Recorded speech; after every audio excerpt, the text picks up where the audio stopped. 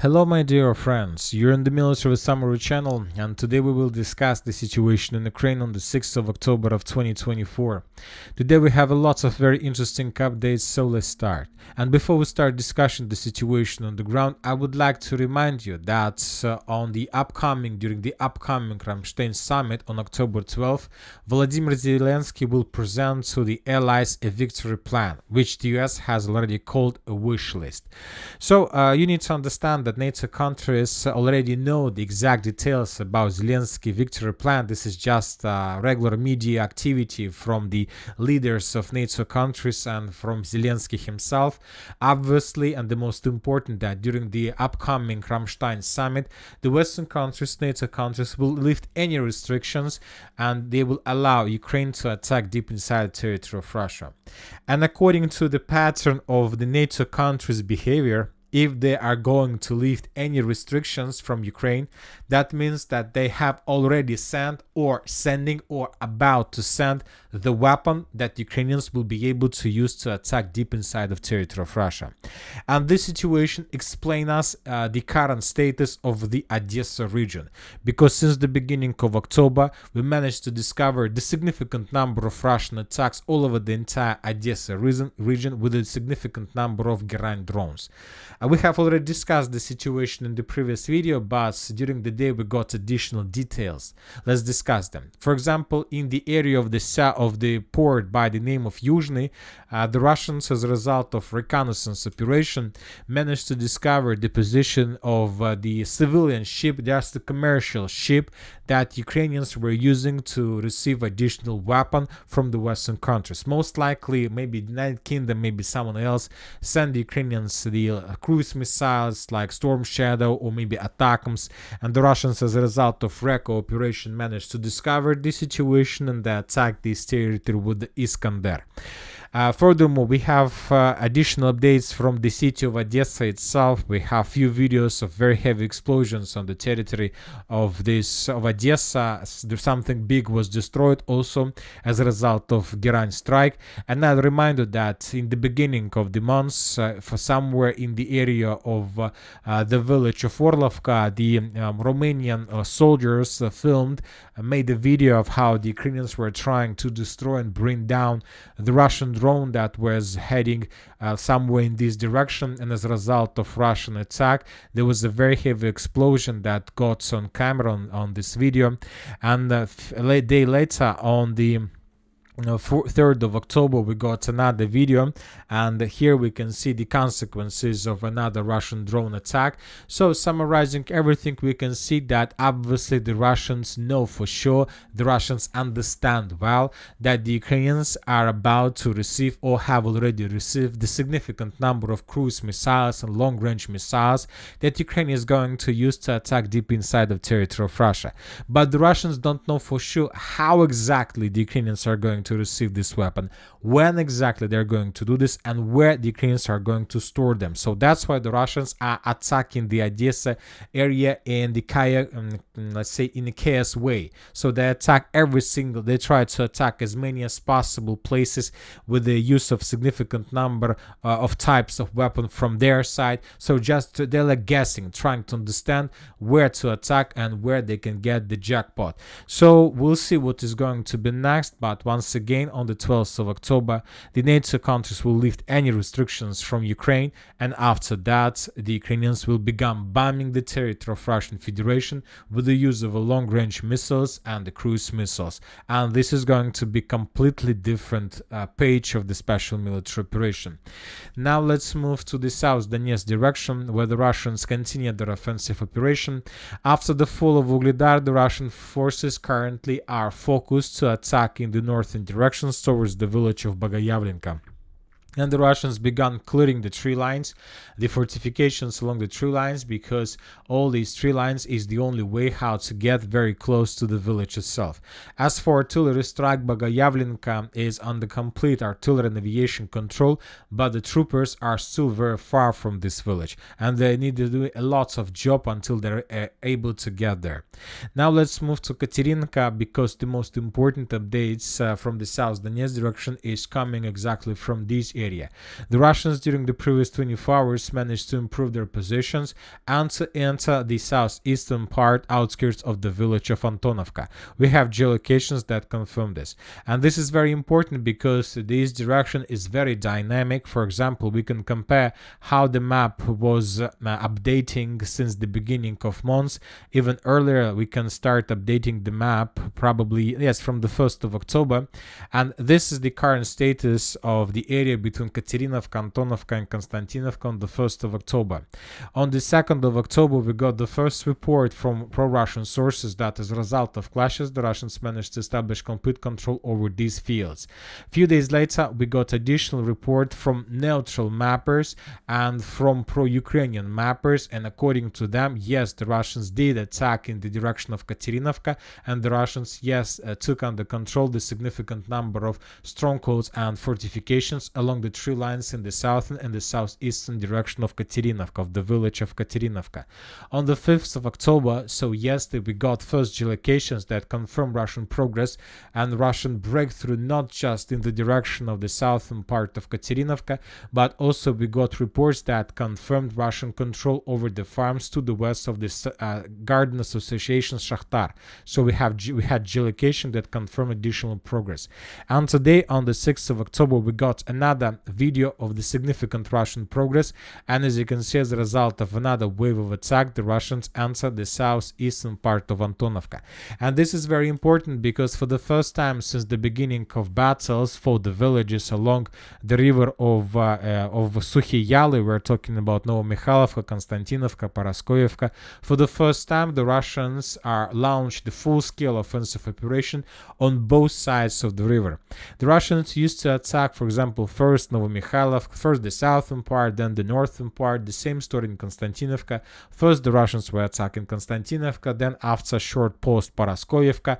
As for Katerynivka and Antonovka, as we can see, the Russians are planning to attack both villages at the same time, and they want to take under control both villages also at the same time. Most likely the Russians will be able to do this in the very near future.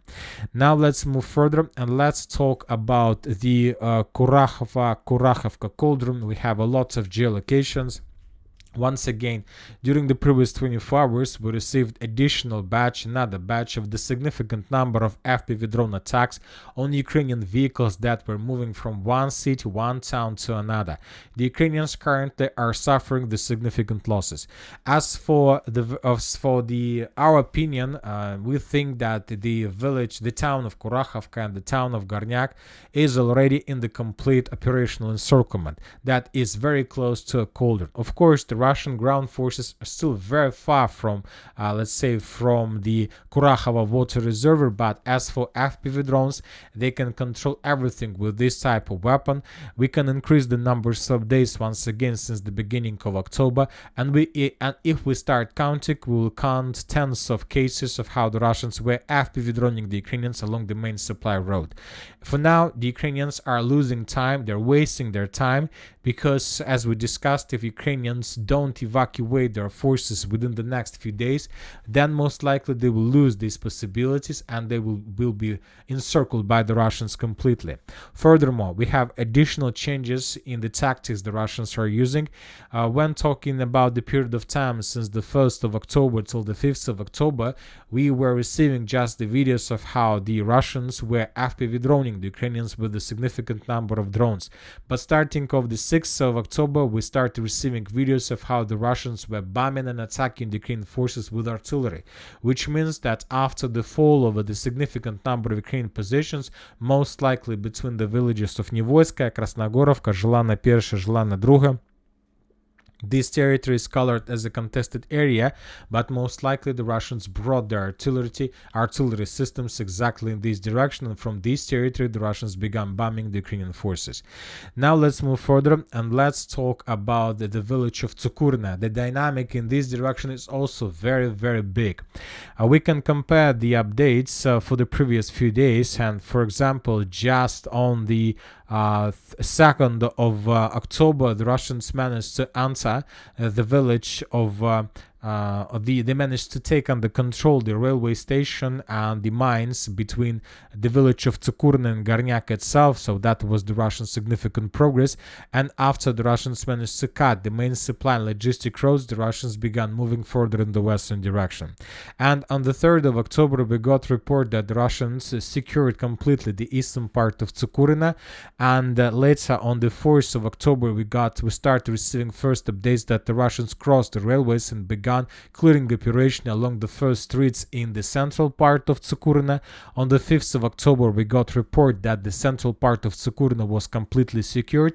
And today, on the 6th of October, we start receiving updates that the Russians are about to finish the battle for entire village.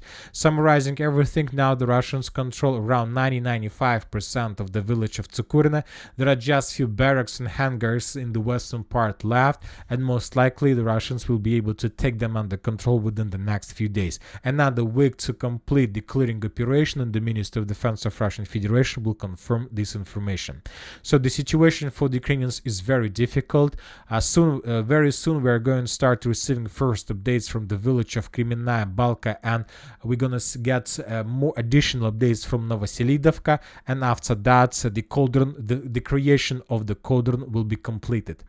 Now let's move to the Selidova direction. We have very interesting updates. First, we got the video that confirmed Russian progress to the west of the mine by the name of Novogrodovskaya II. The Russians are getting closer and closer to these facilities, and we start receiving updates from the northern part of Selidova, which is very important. And we remember the rule: if we see the drones, that means that the Russians most likely are moving in the same direction.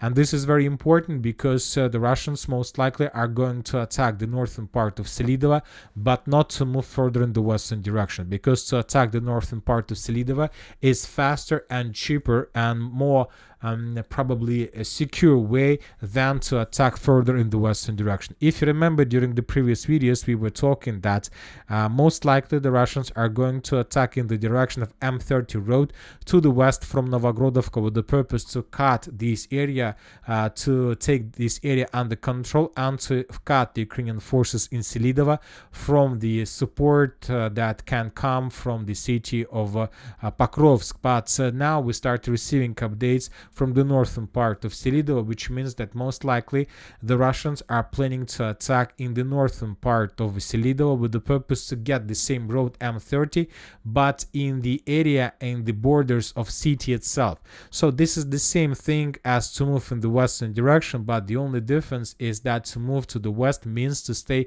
a very long period of time under the open air in fields that Ukrainians can use to destroy as many as possible Russian soldiers.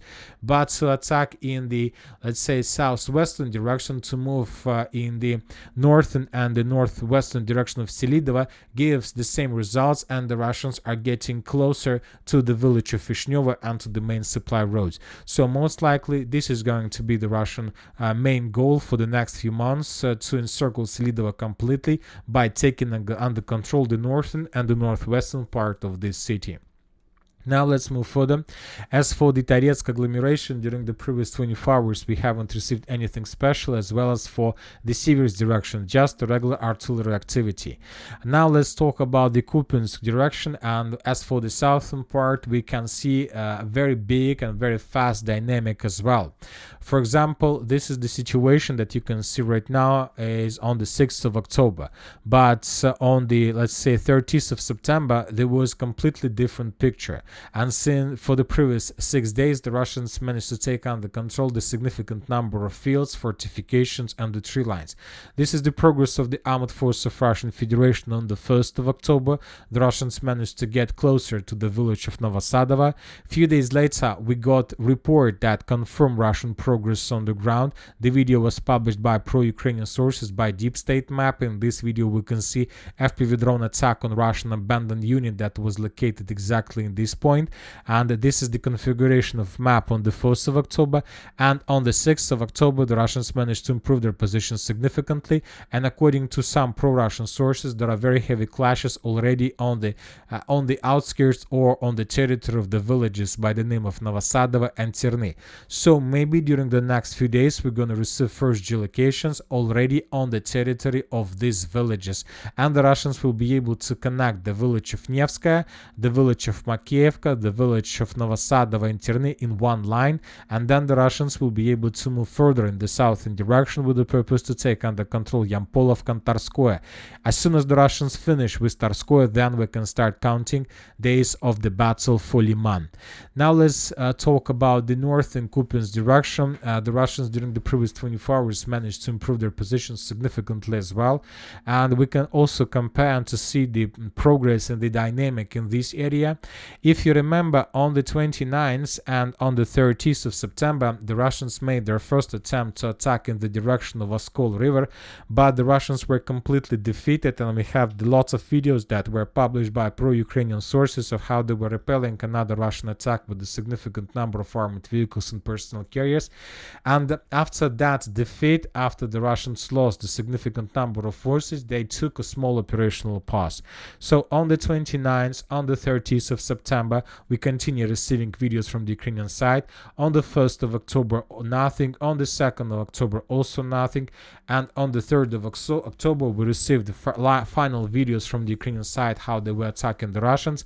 And starting from the 4th of October, the Russians resumed their offensive and began getting closer and closer to the villages of Kruglyakivka, Zagryzovo, Kolesnikovka, and Glushkovka.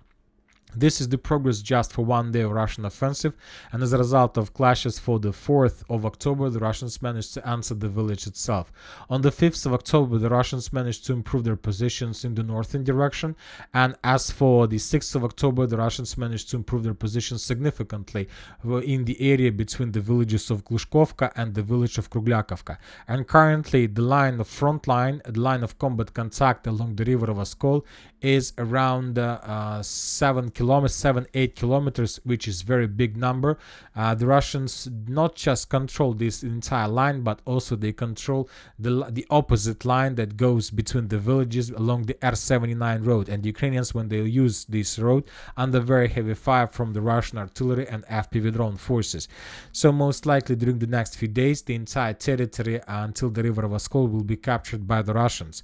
Furthermore, during the previous 24 hours, we got the video that was published by the Russians from the area of the village of Barova. As a result of FAB strike, the Russians managed to deal damage the pontoon crossing, the pontoon bridge between the village of Barova and the village of Novogrovatka. Now let's move further. As for Volchansk direction, the Kharkiv area, we haven't received anything special, as well as for the Sudra direction, just regular activity with a significant number of FAB strikes from the Russian side, a lot of FPV drone attacks, a lot of FABs, but without any changes on the ground. Zelensky is waiting for the 12th of October. His main purpose is to hold the lines until this date. On the 12th of October, he's gonna receive any kind of authorization he needs to attack deep inside of Russia, and probably starting of the 12th of October, we're gonna receive first videos of very huge explosions on the territory of Russian Federation, and then this is going to be a turning point in the special military operation. Obviously, the Russians will have to become more aggressive if they want to reduce the number of strikes on the territory of Russia itself. And that's it for today. Military Summary channel reminds we condemn any violence in the world. Thank you for watching. Subscribe to my channel, put your likes to my Patreon, and have a good day. Bye bye.